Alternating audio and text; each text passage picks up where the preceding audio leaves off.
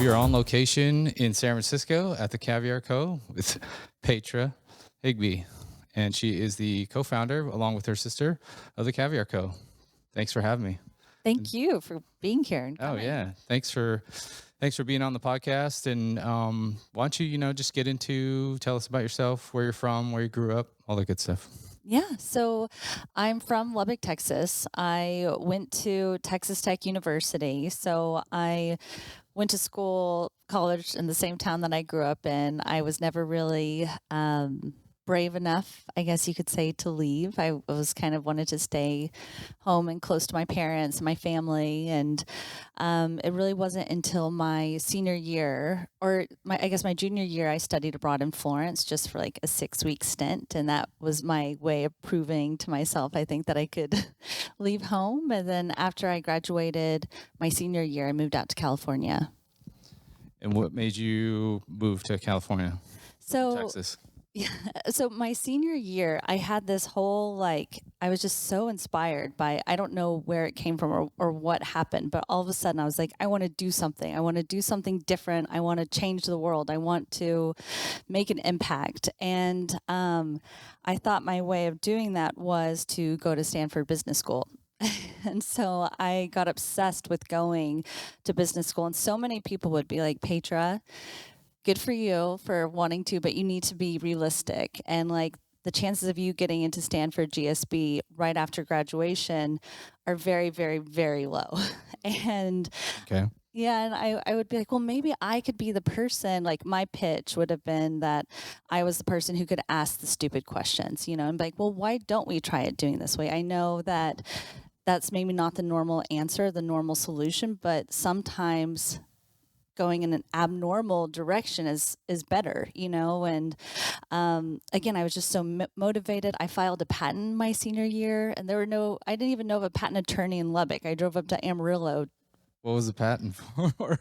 Or can you um, reveal it, or is it a it was a top secret? it was something that had to do with computers and things like that. And in my mind, I was like, well, I just need to get out there, and it's so funny because I kind of let it fizzle. And I wish now, because now being around the Bay Area for this amount of time, I've been here for like 12 years now. And so I feel like I've met a lot of people now and VCs and all these tech people that I probably could have made something come to life of it. But at the time, whenever I just kind of, I let it fizzle and expire and all of those things. But That's cool.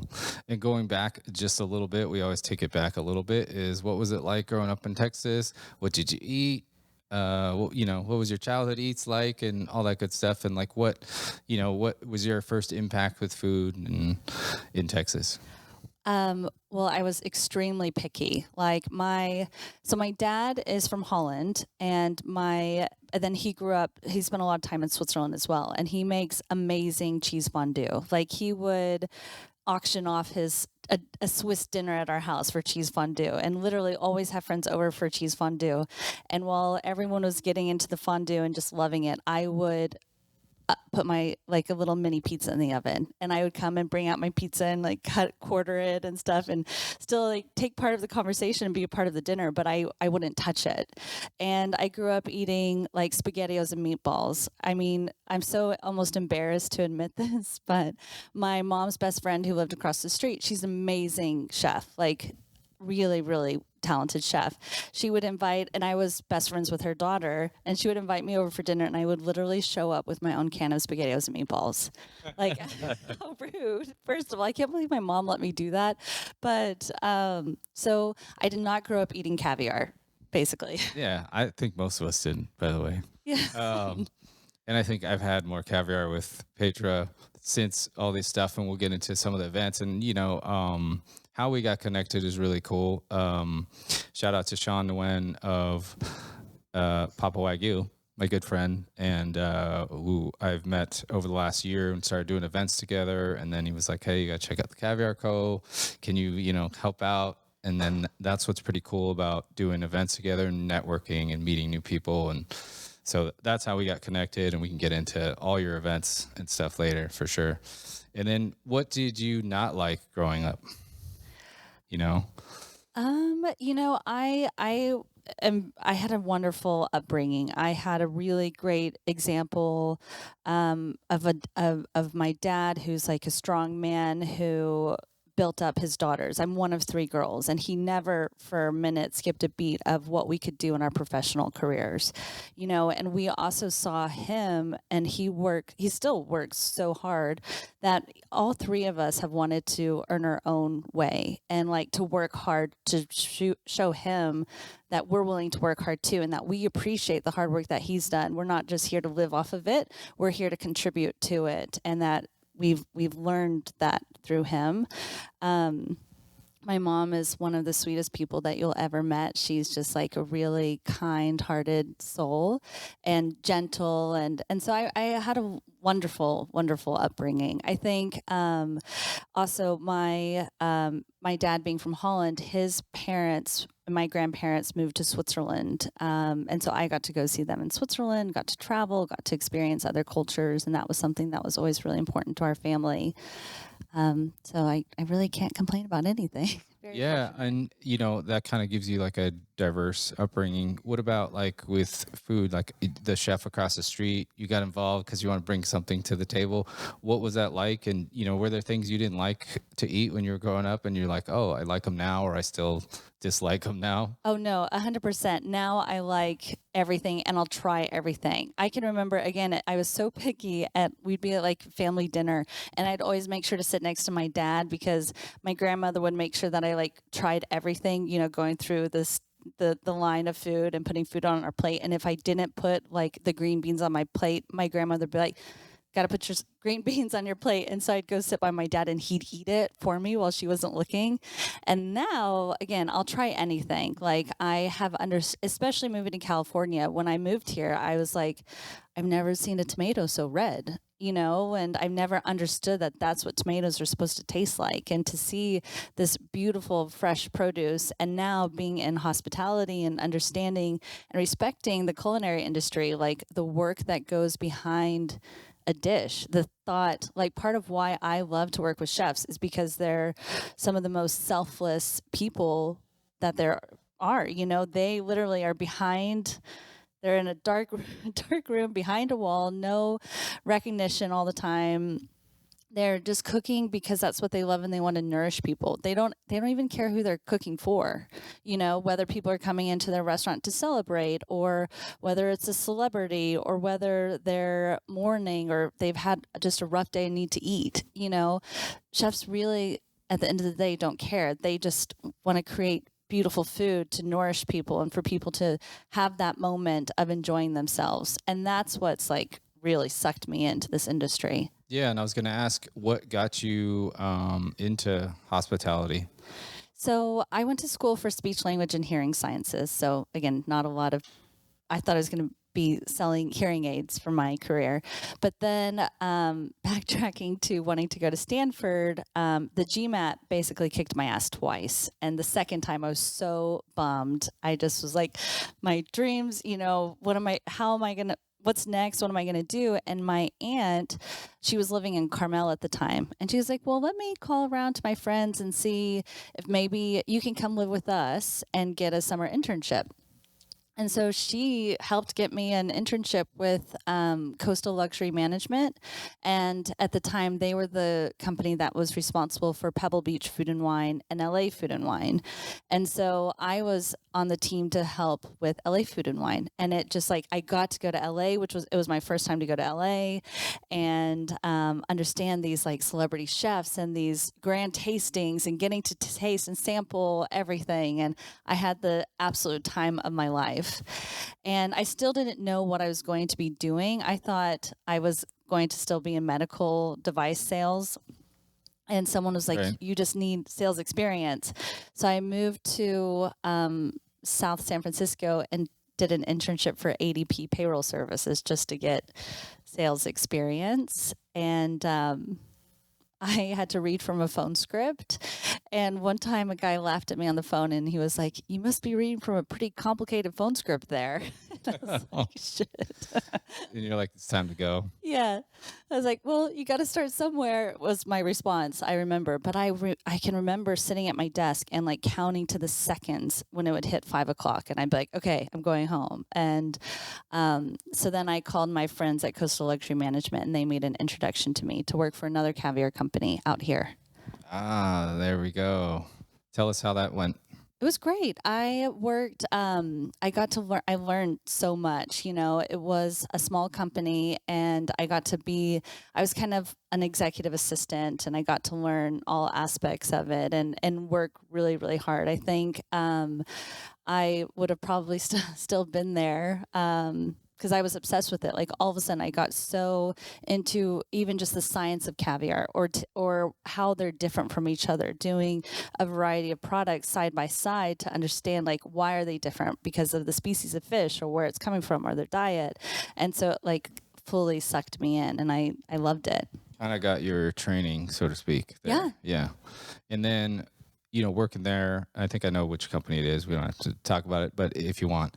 But going from there and then deciding to start your own, how did that come about? So in between, I was working. So when I was at the first company, I met my now husband, and he basically, Alex, shout out to Alex. Alex, he's the best, and he was here for the America's Cup. He was working on Team New Zealand, and I was kind of having some struggles with my job and stuff too. And he's like, well, you know what? I'm doing this race around the world next. Come with me. And wow. Yeah, I was like, I don't really know you that well, but okay. And the day that I updated my LinkedIn to say I was no longer at this company, this caviar farm out of Sacramento reached out to me and they're like, hey, we see you're no longer over here. Can we hire you? And that next morning at 6 o'clock in the morning, I drove out to Sacramento to meet with them. And they were like, and I said, I already have these plans. I would love to be involved if there's an opportunity, but I will be traveling around the world. And at the time, my boss was like, it doesn't really matter. No one really needs to know where you are as long as you're getting your job done. And this was pre-pandemic, right? So this was pre-work from home. Yeah, pre-remote and pivoting and all that stuff. Yeah. Yeah. So it was part-time, but I was still working while traveling for 9 months. Oh, that's cool. Yeah. And then what came about with starting... so how was the trip around the world? It was amazing. It was so good because, well, first of all, the teams like pay for you to go because, they pay for partners. So I got to do like WAG life for a minute. That's awesome. And for folks that don't know, her husband, Alex, is a professional sailor. Yeah. Competes all around the world all the time. Had a crazy schedule for quite a while doing the world stuff. And then now he does I think what he was explaining was that he does one race at a time now where he can just go out for a week, do that race and then come back and have a break, right? Instead of this all year round continuous crazy schedule, right? Yeah. Yeah. Now we have 2 kids, so that changes everything. For sure. And so the whirlwind trip and then back, and then what point did you decide to start the Caviar Co? Well, when I came back, I needed a full-time job. It was like time to get back to reality, time to focus on my career. And the farm, they didn't really have a full-time position for me yet. And so I decided to make my own, like time and a half, Perfect. Really. But, and my sister had some experience with caviar too, helping, but she's a CPA. So she's a licensed CPA in California and Texas. And so she was essentially the perfect business partner. Yeah. Yeah. Run all the numbers for you. Exactly. She built the the LLC part, the checks and balances, all of that stuff, our QuickBooks, like systems in place. And she was an amazing person that obviously we trusted each other fully. We are pretty, we're best friends. Growing up, even I was, again, so picky. I would have her taste something and I'd be like, will I like it? And she's like, no, you won't like it. I won't touch it. Or she's like, oh, you'll love it. And then I loved it. Oh, that's cool. She's kind of like the bar for you. Yeah, she's 2 years older than I am. Okay. And we went to different schools and stuff, but we always stayed in touch. And and we lived together. We moved to the city together. I had never been to the city before moving here. And she loved San Francisco. So if she loved it, I would love it. So we moved here together without jobs, a place to live, and 2 Bernese Mountain Dogs. Wow. And what year did you start the company? 2015. 2015. All right. Jumping into that. I mean, so going from working for another caviar, little whirlwind trip, and then starting the caviar company. I think tell us the quick history of it, and then we can get into. I do want to hear about the logo, the trident. So yeah, tell us a quick history about it, and then we can get into what you carry. And of course, I got a lot of questions for people that never had caviar or have only had maybe a taste of it, and kind of get them to understand what it's all about, like, and given kind of like an education on it too, because like a lot of people don't have a lot of experience with caviar. Yeah, absolutely. So we started in our apartment in the marina. My now husband was the one, like we went and purchased a real, like a commercial, like a true refrigerator. That was really, Alex had to like carry it up the stairs in our apartment. And at one point we had boxes from our floor to our ceiling of labels because we have 12 different products, 6 different sizes. So that was a ton of labels that took over our living room. And then my sister was still doing consulting as an accountant on the side, so she had an office in the marina on like Webster, and it was in the back of the law office. And so we ended up, after a few months, moving over there. But then and we tried to really hide our location because it was so random, but we would still get calls somehow. People would find us and say, I'm at your spot, but it's a building that says law offices, and I'm here to buy some caviar. And we almost felt like we were like dealing drugs out of Caviar the back of dealer, office. yeah. Yeah. Like I've got 250 grams, I got 1 ounces, I got this, I got that. What do you need? Yeah. I mean, it is an expensive product, so you're like, yeah, you don't exactly need to know where everything is so that I can hang on to it too, Yeah. especially starting out. So, and then you built it out from the law office. Yeah, so the law office was only 100 square feet. So again, we had boxes from floor to ceiling, and then Saskia and I couldn't even be on the phone at the same time. And so it was time to like hire someone because we were working 24/7, and it was just we just needed more space, especially so we could hire someone. And we were just looking around on Craigslist, and we found this space, this retail store on Union Street where we are right now. Wow. Yeah. And this is an amazing location, by the way. Yeah, we've got a great landlord. She's amazing, and she's super supportive of us. And so we've been here since 2017. And then in 2020, we took over downstairs because we needed more refrigeration and shipping space. And then last year we have 2 more offices upstairs now too. Wow. So pretty much the whole building. Yeah. Well, I keep asking her for more space, but she's fully at capacity right now. Yeah, and so folks, we're at Union, and across is Filbert Street, so it's right in the heart of the Marina District. Yeah, I always say we're next to Perry's. That's a good landmark. Definitely, yeah, definitely, for sure. And there's a lot of like just other restaurants and shops all along this place. Yeah, bus stop. Yeah, old school. You got like a new market across the street. I know, Epicurean Trader. It's great. Yeah, they have really good truffle grilled cheeses. Ooh. Yeah. I've yet to explore. I'll have to check it out. And then, getting into, before we get into what you carry, the logo, what made you decide the trident? And I mean, there's a lot of the Navy uses it as well. I'm very familiar with that. But yeah, tell us about the logo and what you came up, why you chose that. Yeah, so I have a really good friend who's been in marketing for a long time, and he was awesome and really supportive when we first got started. Like, he basically built my website for me. Just being a friend. And then he connected me with his friend buddy who's a graphic designer, and we really wanted to have something that symbolized like strength, responsibility, aquaculture, responsibility to the planet and fish farming, but also responsibility to our customers and our reputation and our products. Because I'm not sure if you know this, but in caviar, there's some pretty sketch people out there and like mislabeling and misleading and things like that. And so we kind of thought like, putting our ground and, into this industry and dealing with it with pride and honor and strength. And also, I don't know if you've seen, but in the trident, you can see the little lines are supposed to resemble the Golden Gate Bridge. Yeah, I do see that. Yeah. And it's red. So behind us is a row of all the caviar behind us, which is really cool. And we are sitting in their lobby. She's got her caviar cart that you can oftentimes see at events. We'll get into that and the biggest big old tin, big old tin. But let's get into the caviar and kind of educate everyone about caviar. Tell us your mission, and then we'll get into, my next question would be to ask you is what is aquaculture, and then we'll get into all the caviar. Sure. So just really quick, aquaculture is just, fish farming. It's a fancy word for fish farming. And, we talk about sustainable caviar a lot. And I think there's a misconception out there sometimes that people think with sustainable caviar that the fish isn't sacrificed, but it is. But the reason why it's still considered sustainable is that nothing is taken from the wild. There are only two products available on the market these days that can be wild, and everything else has to be farmed. And so that's where, sturgeon aquaculture really started. The pioneers are in our backyard in Sacramento.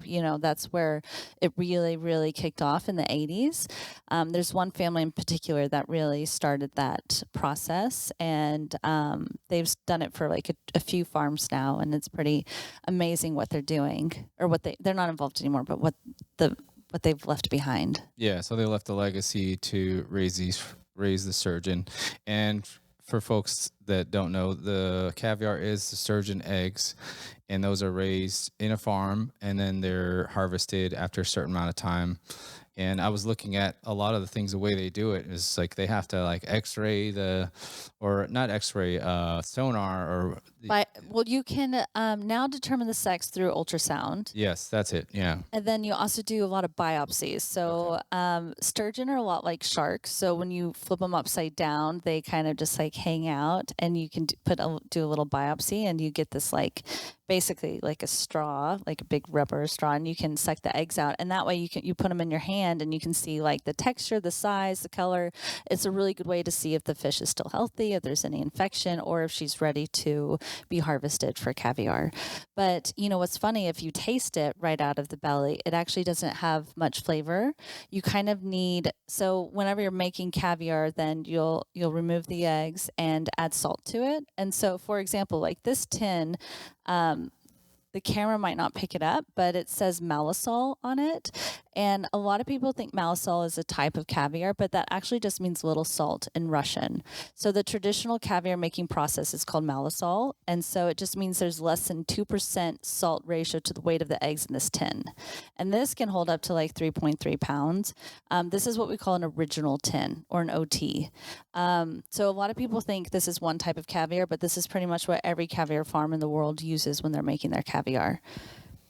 Yeah, and it's kind of a curing process, right? Sort of with the salt.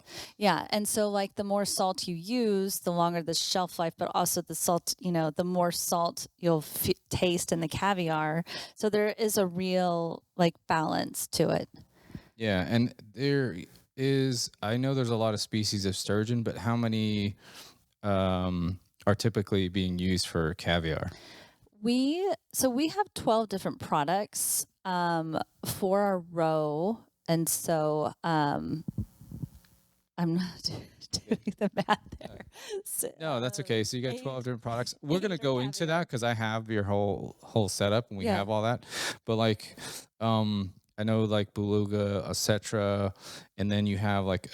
Let's go into what you have. You have Osetra, you have an Imperial Golden Osetra. Mm-hmm. What's the difference between those two? So color. So whenever you're comparing eggs within the same species, the lighter the color the eggs, the larger the eggs, and the more texture the eggs have, the higher the value.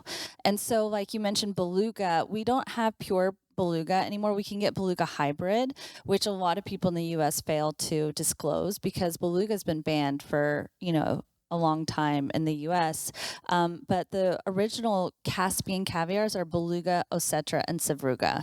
And Osetra is really the only one that we've been able to get for a long time that has been farmed. And they're coming from farms in like Israel, China, Uruguay, Poland, Italy, France. So you can get it from a lot of different places. Okay. And then, so that's the Imperial Golden is just the color of it, and that's Color, just a certain larger stage. egg and better texture. Okay. So traditionally, people would talk about like Iranian golden Osetra as the best caviar you can get. And part of that is that part of the Caspian Sea that borders Iran is even like really dark, deep, and cold. And so the darker like those qualities in the water make the fish has to be a lot older to produce caviar. And so as they get older, their eggs just get better. They get larger, more texture, lighter in color. And then are people aging caviar? Do you know about that? Any of that process? Like besides like, once you harvest it and then it's put into cure, are they keeping it for a long time before it goes out?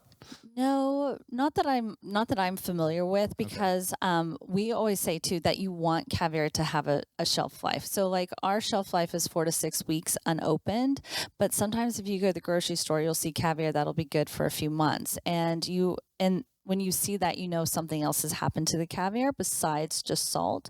And so most grocery stores, they require that you pasteurize the caviar, which is fine. Like I get it because it's an expensive product and they can't keep it as cold as they would like as we can, and because usually it's an open air Yeah, it's just refrigerator. sitting up in the cooler. Yeah. Yeah, exactly. So that caviar has very likely been pasteurized because they need the shelf life to be longer, because they're also not, who knows how much they sell a day. But the problem is whenever you pasteurize caviar, I say it kind of like sucks the life out of it. All of the oils and richness really get dried up, because when you pasteurize, it's just a quick heat to, kill the bacteria. And so it definitely changes the experience. Got it. Kaluga hybrid. Tell us about Kaluga. Oh, people love Kaluga. So Kaluga is a cousin of Beluga. It's native to the Amur River that borders China and Russia. So it's a hybrid. It's a mix of two different species of caviar, but because it is a close relative to Beluga, it's a really large egg with great texture. And also it's farmed, so it's coming from China, and the way that it's farmed is very different from all of our other products. All of our other products are farmed in large tanks, but this caviar is farmed in the lake, but in nets. So basically, you're really mimicking that natural environment that it would be raised in, as closely as possible, while making it controlled. So, like, the nets don't touch the ground, so the females can't rub their bellies up against any rocks and release the eggs. So they're able to still collect the eggs, but it's just like almost getting a wild caviar. Nice. And then Siberian sturgeon. That's my favorite. So my sister loves Kaluga. I love Siberian. I think Siberian is really cool because it's totally underrated, and it's a good price point, and the flavor is amazing. You'll see Siberian sturgeon. It's relatively easy to farm. So a lot of people who are getting into the farming industry, they'll start with Siberian for like kind of testing reasons and trials. And so we can get Siberian from Uruguay, Poland, France, and Italy. And we get the Polish Siberian is our favorite. It's just so clean and smooth and nutty. And every time I always am like, oh yeah, that's so good. Like, but it's softer. So the caveat is that it ranks really high with flavor, but it ranks relatively low with texture. So it depends what you care about. Like if you really want that full mouthful and to feel that pop with the egg, then I would always recommend Kaluga. But if you want something that's just like smooth and easy and like jazz music, then go with the Siberian. Nice. And I was going to ask, if you were to tell someone that's never had caviar what it tastes like, what would you tell them?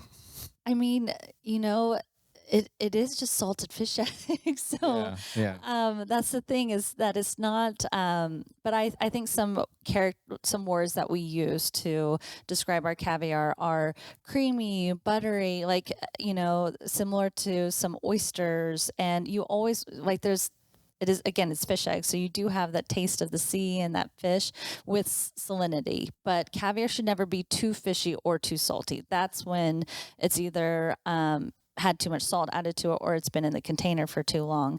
And we like caviar to be pretty well balanced. Yeah, kind of similar to like fish. Like if it has a smell, we got problems, right? Pretty much. Oh, and you can totally smell when caviar has gone off too. It's not pretty. Okay. And going down the line, we got Royal California White Sturgeon and Classic California White.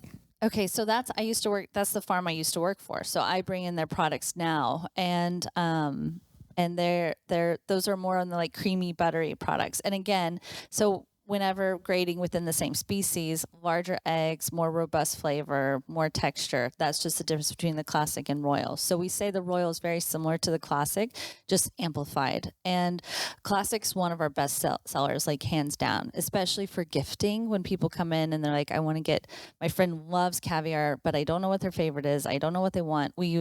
Classic's just a solid. I've hardly met anyone who disliked classic. And again, it's a good price point. It's not like as expensive as the Imperial Golden Ocetra. And it's a solid product. Awesome. And then you got hackleback and paddlefish. So those are the last two wild caviars. We've had a bit of a hackleback shortage this year because last year, first of all, there was a shortage because there was another species of fish, a carp, I think. There was a carp in the rivers. And so Fish and Wildlife were paying the fishermen to fish the carp instead of the hackleback.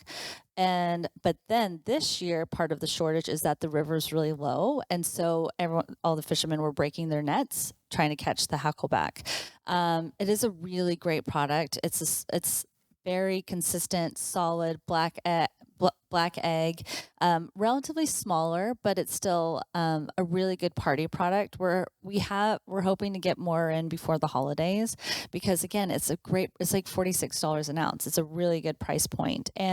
But what's really cool between the paddlefish and the hackleback is that they come from the same area, so they eat similar diets, same water, but they're two different species and they taste very different. They look very different. Like the paddlefish is a gray kind of platinum egg, and the hackleback's jet black, and they're both have like this earthiness to it, and I think that's almost like terroir in wine, but I say the hackleback's more stone earthiness and slate, and the paddlefish is more like mushroom and dirt. Okay. And what area are those fish coming from then? They come from the Tennessee River, mainly around the Mississippi Basin, but it goes, all the way up to Illinois, I think. Awesome. And then getting into the roe, we have the salmon roe and the whitefish roe. So those are kind of fun because they're polar opposites. Very, yeah. Like the whitefish roe is our smallest egg, and then the salmon roe is the largest egg. My daughter loves salmon roe. It's great. Ikura. Yeah, ikura. It's really healthy, high in omegas. I mean, most caviar is, but it's there's some people either like love it or they really don't like it, and they're like, oh no, this is my fish bait, Yeah, I was going to ask you the nutritional value. So yeah, omega-3s is the number one ingredient, pretty much. I mean, like nutritional value. Yeah, we say like skip your fish oil pill and just have a spoonful of caviar. There you go. Have a bump. Yeah, exactly. You get your daily bumps worth. Nice. And so, and then you've got quite of other specialty items. So you have a tutu project, classic white. That's breast cancer awareness. Yeah. Caviar. Yeah, so obviously month of October is kind of breast cancer awareness month, and we there's this nonprofit called the Tutu Project, and it's this really, like, I so recommend looking it up because it's this man, his wife was going through chemo for breast cancer with a handful of other women, and she would talk about how often, like, they just sit there. It's so boring and so sad and such negative experience. He started going around the country with a tutu on and taking like hilarious pictures, just like jumping in front of the Golden Gate Bridge or on a beach. Funny. And he created this book just kind of being silly to like cheer people up to, for these women to scroll through while they're getting their chemo. And we really, believe in like uplifting people and trying to figure out how to make people happy and to build people up. And so this is our second year in a row to partner with them. Really cool. And then you've got latkes in there. There's Bellwether Farms creme fraiche, of course, for all the different toppings. And then I have to go over we'll get into your collabs that you have, especially this recent big one that we got, and we'll go over that in a second. But you also have some, like you have the smoked trout roe as well, right? Yes, that's one of our best sellers too. I've had that one. That one's excellent. Yeah. So, and that's such a, like, A little bit goes a long way. I say 1 ounce of that trout roe is good for a dozen deviled eggs. And so that's like $15 an ounce. So you could easily go get your deviled eggs from the local supermarket and then just like quickly top them with some trout roe on top, and like you've wowed your brunch guests, or it's just a Nice. really easy way to up your game. And yeah, and you have packages, so that's like your Smoky Shores package that you kind of have set up where you can buy it all set up for you. And then you have the Salt of the Sea, which has the classic white Yes. in there. And so those are with the Pringles. Yes. So that is what we want to get into, the Pringles collab. Yeah. Tell us all about that. So it's so exciting. These last few weeks have been my husband's they've been mental. Like, I mean, they're really fun. So back in February, Pringles reached out to us about doing something together, and the initial email was relatively vague, but we were freaking out. We were so excited, thinking that Pringles was going to like work with us for like a caviar Pringle or something like that. And then this snack pack has evolved, and it was really exciting. They got us involved in Coachella. We did something for Coachella House at Leo DiCaprio's home in Palm Springs.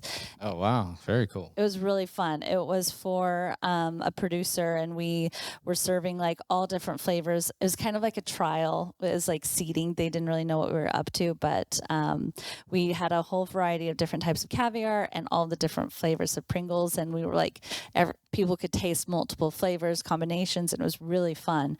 And the feedback we got from that was great, and that kind of was the deciding factor for us to move forward with this collaboration. And so it's been a long process, but it's been really fun, like creating the packaging. I have an amazing team that they've done all of this. They've really created something that is fun, that could be a keepsake, and even like the Smoky Shores or Salt of the Sea, where it's just one type of product. I don't know if you've even noticed, like the tray is like Mr. Pringle's bow tie, where you can put everything together. And we also do the flight though, where you can get original sour cream and onion and barbecue with smoked trout roe and classic white sturgeon to like mix and match. And because I mean, why would you think to put barbecue chips with crisp with Pringles? Yeah. And it just works, especially with the smoked trout roe. It's because the smoked trout roe is a little sweet too, and it's just a really, really fun experience. Yeah, and I was like, I had a lot of Pringles when I was growing up. Me too. That was like a part of my thing, is that I always had a can of sour cream and onion Pringles like in my arm, and now I have them from floor to ceiling downstairs, ready to go. Ready to go. And yeah, and so you have 3 packages basically. Yeah. Yeah, and I was describing them, almost blew it there. But Smoky Shores, Salt of the Sea, and then Crisps and Caviar has like the full line, right? Right. Yeah, that's awesome. It's been amazing. I mean, we got a lot more orders than we anticipated, and so we've been trying to catch up with that and get more supplies in to fulfill those orders. So it's been very exciting. A little stressful at times, but really exciting. Sure. Yeah, awesome. You have some other different like packages as well, like just in general, but like you have a collaboration with Lauren Hallwell Godfrey. Oh, she's so cool. She's like the most amazing, talented jewelry designer. And so she created this caviar pendant, and she did one specially for because we use the black tins. So she created one especially for our brand that we did in collaboration with her. And I mean, but you should check her out, because she even does this. She loves tequila and margaritas, and she has this tequila one that has this like little baby salt shaker that's filled with loose diamonds that like shake around. And she's just so playful, but and talented, and that's another one I'm really proud of. Awesome. And that's an Imperial Golden Ocetra, right? Yes, that's her favorite. So we created a private label for that to go with the pendant, with the necklace, and so that's her favorite product. So she created a special label. Awesome. And then you have like you also do like a caviar board, Silver Lake Socialite. Yeah. One. Yeah. I mean, people always ask us about how to do caviar on a charcuterie board, and so Silver Lake Socialite, she's amazing. She's out of SoCal, but really great to work with. And we we put together like pickled cauliflower and really cute boards too. It's just a little, because what we're creating is a lifestyle, right? Of like getting together with your buddies or your girlfriends to watch the Bachelor finale and like bring something, and that's what we're really having a fun time with too, is that lifestyle. Yeah, and being able to play with the ingredients and see Yeah. where it goes. Yeah, like we don't have to take it too serious, We don't have really rigid lines that or lanes that we need to stay within. We take our product serious and where we're sourcing it from and the quality. But then like let's play with it. Let's put it on ice cream. Let's put it on Wagyu. Yes. Let's Yes. We're going to get into that in a yeah. second here. So, and then, just letting everyone know, like you've got other packages, you have merch on there, you have pearls, mother of pearl spoons, Got which are laid out everything. here today. If you guys come out. So events, it's kind of how we met. And, I think that's the connection part too, is like, Petra's a really good connector as well. And a lot of our friends are, and that's how we all end up, doing stuff together, and then it's connected by food, which is all about this podcast. Yeah. It's kind of cool how that all happens. But tell us about some of the events. Obviously I worked one of them. Actually, was fortunate to work the National Caviar Day event in San Francisco at St. Joseph's, which is now turned into this gorgeous facility for events. Tell us about how that day came about. Tell us about it, because it was awesome. Yeah, so we've been celebrating National Caviar Day since our inception. My sister and I took it as an opportunity just to like thank our supporters. The very first one we did was pretty much all chefs, and we hosted them at 25 Lusk and just wanted to fill them up with caviar and champagne and just to say like thank you. We had so many people behind us and rooting for us when we first got started, and so that's still continued, but now more like obviously on a larger scale, because we have so many amazing consumers and people who buy online come in to support us. So that's why we do our biggest sale of the year then too. We did 50% off all caviar and roe for a few days around National Caviar Day. And it's more of like, here you have caviar, it costs like, thank you. Thank you so much for your support. Or you're interested in caviar, but you're not sure about the pricing. Here's your time to buy, and it's more about the customer than us. And like, we want, it's kind of like a caviar for all situation. And that's what we are really proud. We're really proud of that event. Yeah, it was awesome event. I mean, like just going around the room, seeing everyone come through. You had chefs, I met some bakery owners, and then obviously got to work with Sean and Trifecta Cooks, putting out all They're these the best. different stuff, which makes it a lot of fun. Adding high end ingredients. Trifecta, with their background, they have the taco, so they're able to make Wagyu tacos and add caviar to them. They did I think we did a fish bite too, like a skewer bite with like yellowtail, I think too. We had, all the different fun stuff that you could play with caviar was like there. Yeah, and don't forget you were walking around with a bar cart with Yes, we're getting into the VIP. So the VIP, you wanted to make it kind of like, you had some VIP rooms already where they had the decked out layout of everything they need for caviar with like egg, and you had the blinis, you had, all the little things like toast and everything for that. And then we're like trying to figure out which could we add extra special to that. And so Sean and everyone came up with, all right, let's show up with Wagyu with some uni and some roe over rice, and then they're able to just go at it table set. Yeah. And so we went around, I think it was 6 tables. We did sliced right there in front of them. Carved cake. Yeah, carved right there. Yeah, carved cart service. It was awesome. It was so much fun. It was, I mean, you guys added a lot to it. That was It's a nice element, because everyone else that didn't get it were like, wait, what's that? Yeah. It's like, well, VIP. Yeah, get the VIP next time. Yeah, for sure. And that was an awesome event. How many people attended? I can't remember. I think we capped it at 130. Does that sound right? 130? Yeah. Does that seem No, I right? mean, people like in attendance, there was a lot more than that. Yeah, I'm bad with numbers. It's got to be, there's a lot. It was 200. Because, I mean, you walk around and, when you do like catering and stuff, a lot of times when people find out where the food's at, they just want to hang out where the food's at. They'll chat, come back. And so like upstairs, like the event we were putting out, it didn't even get to the floor. They Yeah. had to like, we were like, oh, what's that? Oh, it's gone. Yeah. And You that, almost need to be like, look over there, and then run with the food. yeah. And we had an oyster bar on top of that too, which was cool. Yeah. So we had a little bit, you had live music. Yeah. Martinis, You had martinis. champagne. Yeah. Good times. It was fun. Yep. The other event that we were actually at together is up in Napa with Bill Hammond's event for Napa Live. It's a golf tournament he puts on for charity. That was a fun day. That was very cool. Oftentimes, we'll take over. We have one hole wherever we're at, and then we're putting out, I think we were putting out Wagyu, caviar, and drinks. Yeah. I mean, I think we had the best one. I was for just sure. about to say, I think our station was. I don't think there's nothing that tops those three things. Those three items, when those guys walk up or gals that walk up and they're just like, what do you have? Oh, we have a drink. We have some caviar. And if you've never had it, you get to try it today, which is cool too, because that's something that, if you never had experience with, and getting someone to try it and they're like, oh, I actually like it, Yeah. and giving them that option. And then there's Wagyu, of course. Good way And to get them into it. yeah, the and Wagyu was amazing. it's just like a nice variety, and it's like all the best varieties.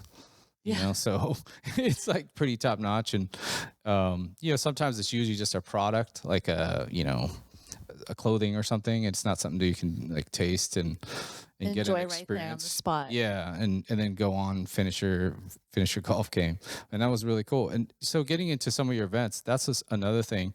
I do know you went to Monterey Car Week as well. How was that? It was fun. It was, but I think we had like 10 or 11 events in 4 or 5 days. It was nuts. In Monterey? Yeah. Yeah. Yeah. But I mean, there were five of us, including my husband, who we like would divide and conquer and really had to strategize. Like, okay, you go here with the trike. Okay, go here with this cart. And because, they're pretty spread out. Like you're in Carmel, you're in Monterey, you're in Pebble Beach, or in the Valley. But it was a really fun week. We were busy. Yeah, I mean I think caviar for that event is like perfect. Yeah, I mean it's your clientele 100%. And yeah, they're right in the mark for it. And then I was telling Lauren when you guys were heading out there, I was like, that is going to be nuts, because there are crazy events there. They put on different shows, the quail. They have like different displays for different brands of cars. Yeah. Specialty cars, whether it's a Ferrari, Bugatti, Bentley, Rolls, and they're all there, and then it's all different styles. And like you said, like there's like, I think one event is held in a jet hangar, right? Yeah, at Monterey Jet Center. That one's really fun, and that one is like jets, helicopters, cars, and that's kind of the preview for the auction. So like that's where the car auctions happen too, and so it's busy. We had a few events there too for the auctions the following days. Awesome. And then any other events you want to highlight? I mean, we get to do, like, I love my job. We get to do anything from small like jewelry trunk shows where I get to go and like play with jewelry, or we get to go to, we did Paris Hilton's wedding, Oh, awesome. Yeah. So we do large and small, and all different people, all different, but we do so many events. Like last week, I think we had 4 events in 1 week, all different sizes, from a large event at St. Joseph's again for Ken Folk, launching his collaboration with the Red Company, and then the kickoff of the fall show where that's like 28 pounds of caviar. And then Saturday, I just went into someone's home privately and did like they had a dinner party, and I did a caviar tasting. Yeah, that's awesome. We do everything. Yeah. What is your favorite thing to have with caviar? Right now, Pringles, but Yeah. I really do love the Pringles, and I love sour cream and onion Pringles. Like they're my favorite, and then just add some caviar to it is really, really fun. Awesome. And then, you've got 2 locations, currently, right? San Francisco and Tiburon. Yeah. Tell us about the Tiburon and Champagne Lounge over there. I was actually just about to say my next favorite thing with caviar. Chef Sharon over there has created a Basque cheesecake, like a little baby cheesecake with caviar. And it is something with the salinity. It makes it like silk in your mouth. Like it's so, so good. I love the sweet savory combo. And we also have a really good truffle grilled cheese.